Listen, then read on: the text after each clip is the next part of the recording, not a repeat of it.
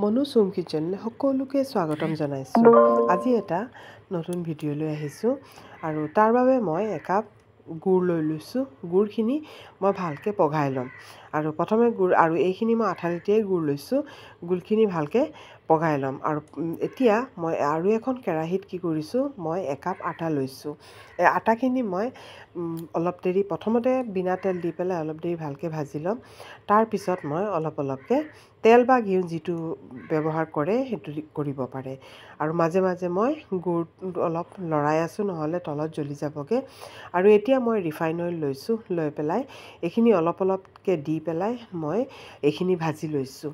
আৰু এই ধৰণে ভাজি ল'ব বা আপোনালোকে একেবাৰে তেল দি পেলাইও আটাখিনি দি পেলাইও ভাজিব পাৰে।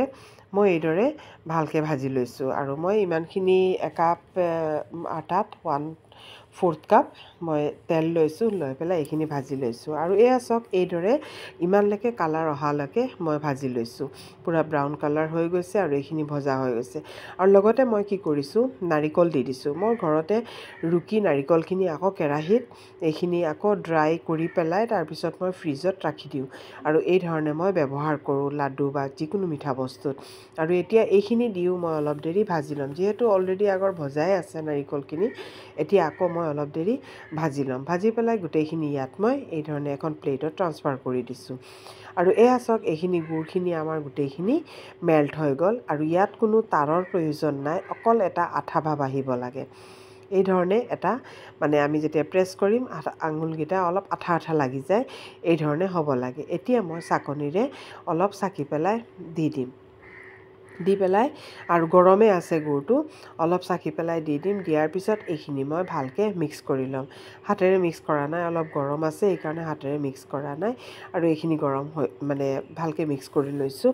আৰু এতিয়া কি কৰিম, মই যদি বেছি মোৰ অলপ ঢিলা ঢিলা যেন লাগিছে, যদি অলপ ঢিলা যেন লাগে তেতিয়াহ'লে আৰু অলপ নাৰিকলৰ গ্ৰেটেড নাৰিকলখিনি আৰু অলপ মিলাই দিব। আৰু নাৰিকলখিনি মই এতিয়া নাৰিকল মিলাব লাগিব, কাৰণ এইখিনি অলপ ঢিলা হৈ গৈছে। ঢিলা হ'লে লাডুটো ভাল নহ'ব। আৰু চুই পেলাই চালোঁ পূৰা ঢিলা হৈ গৈছে। আৰু মই ইয়াত আৰু একাপ নাৰিকল মিলাব লাগিব। একাপটো আগত মিলোৱা আছে আৰু মই অলপকৈ মিলাইছোঁ। যিমানখিনি দৰকাৰ হয় ইমানখিনি মিলাম।